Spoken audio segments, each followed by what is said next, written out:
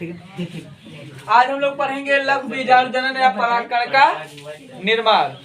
परागकण का निर्माण के पहले जो हम लोग जान लेते हैं कि पुष्पीय पादपों में जो है कौन सा जनन पाया जाता है। तो एक चीज ध्यान दीजिएगा कि पेड़ पौधों में केवल पुष्प में लैंगिक जनन होता है, बाकी संपूर्ण भागों में इसमें कौन सा जनन पाया जाता है, तो अलैंगिक जनन। ठीक ना।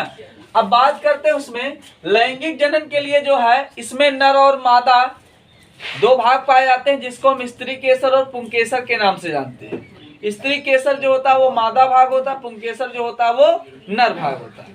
ठीक है। तो इसमें जो है परागकोश जो होता है ये इसका नर भाग होता है, और स्त्री केसर जो होता है जायांग जो होता है वो होता है उसका मादा भाग। तो परागकोश जो है आपको देखने में, जैसे आप लोग देख रहे होंगे मटर देख रहे हैं, तो मटर में जो है मटर को आप जो मान लीजिए खोल देते हैं तो उसका जो छिलका होता है बाह्यतम परत वो 2 चैम्बर होता है। ठीक है ना।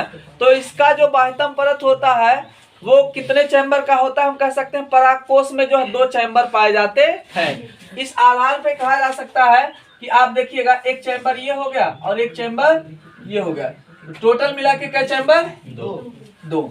तो परागकोश जो होता है, परागकोश होता क्या जिसमें परागकण रहते हैं उसे हम क्या कहते हैं, परागकोश। कोश माने होता है कक्षा या ऑर्बिट। ठीक है ना। तो परागकोश की संख्या कितनी होती है, तो 2। ठीक है। परागकोश में चैम्बर की संख्या कितनी होती है, 2। अब एक परागकोश में 2 चैम्बर, और एक चैम्बर में कितने जो है कोशिकाएं पाई जाती हैं, तो 2, और दोनों चैम्बर में मिला करके 4। दोनों चैम्बर में मिला के 4, और इसमें से एक कोशिका को हम क्या बोलते हैं, लघु बीजाणु धानी, और उसके जो अंदर वाली संरचना होती है उसको हम क्या बोलते हैं, अधोस्तरीय कोशिका। ठीक है ना। मतलब एक चैम्बर को हम क्या बोलते हैं, लघु बीजाणु धानी, और उसके अंदर जो कोशिका पाई जाती है उसको हम क्या बोलते हैं, अधोस्तरीय कोशिका। बात समझाई। एक चैम्बर को क्या बोलेंगे, लघु बीजाणु धानी, और उसके अंदर जो कोशिका पाई जाएगी उसको बोलेंगे अधोस्तरीय कोशिका। इंग्लिश में बोलते हैं हाइपोडर्मल सेल। ठीक है ना। अब ये अधोस्तरीय कोशिका क्या होगा, इसके आकार में क्या होगी, वृद्धि होगी। इसके आकार में वृद्धि होगी। जब इसके आकार में वृद्धि हो जाएगी तो उस अवस्था को हम लोग क्या बोलते हैं, प्रपशु कोशिका। प्रपशु कोशिका जो है विभाजन करेगा, और विभाजन करके 2 प्रकार की कोशिकाओं का निर्माण करता है। ठीक है ना। तो पहली कोशिका जो होती है उसको हम बोलते हैं प्राथमिक भित्तीय कोशिका, और दूसरी क्या होती है, बीजाणु जनन कोशिका। भित्तीय कोशिका से आपको लग रहा होगा कि ये किसके बारे में बात कर रहा है। भित्ति का मतलब क्या है, ये दीवार के सेंस में बात कर रहा है कि मतलब जो आंतरिक संरचना के बारे में बात कर रहा है, दीवार के संरचना के बारे में। तो अगर ये दीवार के संरचना के बारे में बात कर रहा है इसका मतलब ये बाहर से संबंधित है, मतलब जो उसकी बाहर की परतें होती है उससे संबंधित कार्य करता है। ठीक है ना। अब इसमें जो हमारा प्राथमिक भित्तीय कोशिका होता है ये 3 भागों में बटा होता है, बाह्य परत, मध्य परत और आंतरिक परत। ठीक है ना। बात समझे। बाह्य परत जो होता है यह जो है एक परत की संरचना होती है। बात समझे। अभी दिखाएंगे इसको कैसे बनता है। बाह्य परत जो होता है एक परत की संरचना होती है, और यह जो सुरक्षात्मक आवरण का कार्य करती है। और जो मध्य परत होती है ये 3 परत वाली संरचना होती है, जिसको हम क्या बोलते हैं, द्वितीयक पोषण। और सबसे आंतरिक परत जो होती है ये एक परत वाली संरचना होती है, जिसको हम क्या बोलते हैं, टेपिटम बोलते हैं, और ये हमारा प्राथमिक पोषण होता है। अब देखिए हम लोग जानेंगे कि यह जो है किस तरह से कार्य करता है, मतलब बीजाणु जनन का निर्माण, बीजाणु का निर्माण कैसे होता है। इसमें कोई दिक्कत तो नहीं ना। देखिए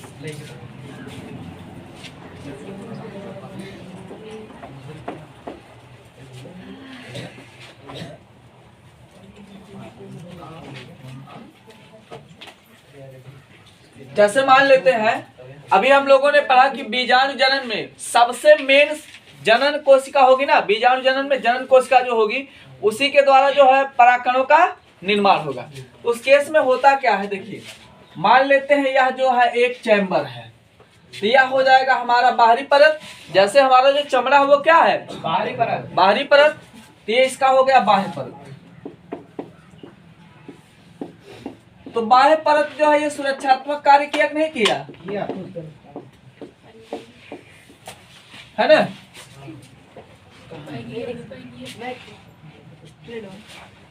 ठीक है ना।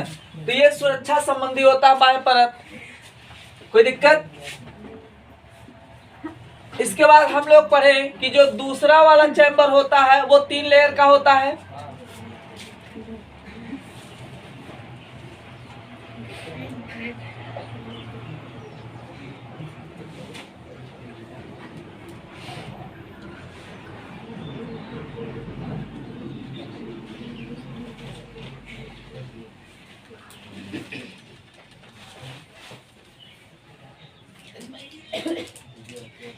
बनाते रहिएगा आप लोग भी।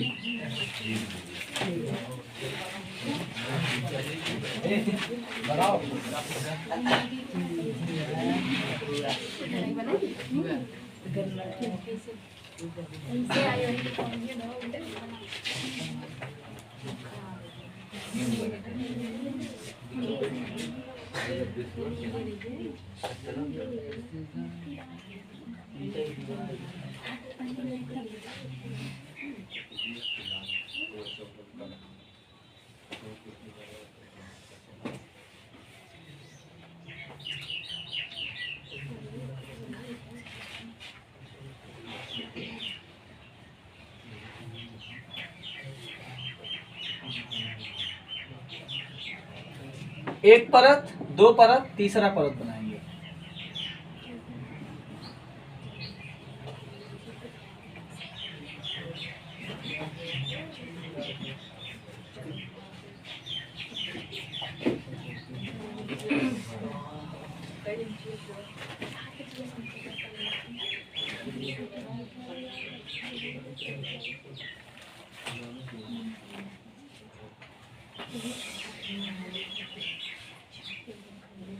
ठीक है ना।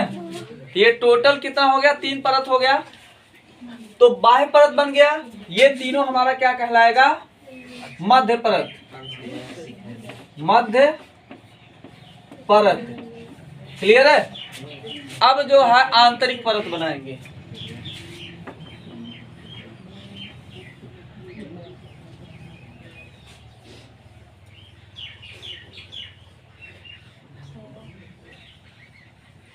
ध्यान दीजिएगा इसमें कि मध्य परत और आंतरिक परत को जो है अलग अलग डिजाइन से शो करेंगे ताकि पता चले कि जो है कहां से मध्य परत है कहां से आंतरिक। तो ये हमारा हो जाएगा आंतरिक परत।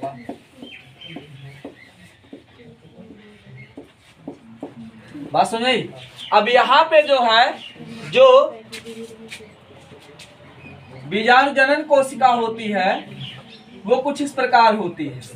अब ध्यान दीजिएगा, देखिए यहाँ पे बीजाणु जनन कोशिका जो है ये दोनों तरफ से जो हम कह सकते हैं कि इसके आसपास जो भी पदार्थ उपलब्ध है, जो परतें हैं उनसे सटी हुई है कि ज्यादा गैप है, सटी हुई है। तो ये क्या करेगा कि जो टैपिडम को होता है, देखिए जैसे मान लीजिए आपसे बोला जाए कि आपको जो है कहीं 2 स्थानों पर खाने जाना है। ध्यान दीजिएगा, 2 जगहों से आपके लिए निमंत्रण आया है और आपको बहुत जोर की भूख लगी है। तो आप जो है जो नजदीकी इलाका होगा पहले आप वहां जाएंगे कि जो दूर होगा वहां जाएंगे, जो नजदीक होगा। बैल बुद्धि परिचय दे रहे हैं हंसपाल जी, जो नजदीक होगा। ठीक है ना। तो यहाँ पे जो है जो नजदीक होगा वहां पर आप जो नजदीक होगा, अगर आपको भूख लगी है तो जो एरिया नजदीक होगा आप वहीं पर जाना पसंद करेंगे। ऐसे ही जो है यहाँ पर जो कोशिका होती है, शांत हो जाए। यहाँ पे जो कोशिका होती है, अभी आप लोग पीछे पढ़े कि बाह्य परत तो सुरक्षक काम करता है और जो द्वितीयक परत होता है वो पोषण का, तृतीयक परत भी पोषण का। अब तृतीयक परत जो है ना, आंतरिक परत को हम तृतीयक परत बोलते हैं। तो सबसे नजदीक तृतीयक परत है द्वितीयक परत। पोषण का कितना परत काम कर रहा था, दूसरा और तीसरा परत। तो सबसे नजदीक कौन सा परत है, तीसरा वाला। तो ये क्या करेगा, पहले तीसरे परत को खाएगा पिएगा, अपने आकार में वृद्धि करेगा। बात सुनाई। अब इसके बाद जो है जब इसको खा पी के बड़ा हो जाएगा, कोश की विभाजन वगैरह करेगा, तो एक चीज ध्यान दीजिएगा, संख्या बढ़ेगा। अब जैसे मान लीजिए एक रूम में 15 लोग रह रहे हैं, अब ठीक है ना, 15 शादी वादी हुआ था, मान लीजिए चुन्नू मुन्नू छोटे छोटे थे, जब बड़े हो जाएंगे तब वो का 15 लोग रह लेंगे एक रूम में, नहीं रह पाएंगे ना। तो ऑटोमेटिक जो है रूम को आप तोड़वा के जो है थोड़ा सा बड़ा बड़ा करवा दीजिए, या फिर 2 मंजिला करवा दीजिए, कुछ ना कुछ तो करना पड़ेगा।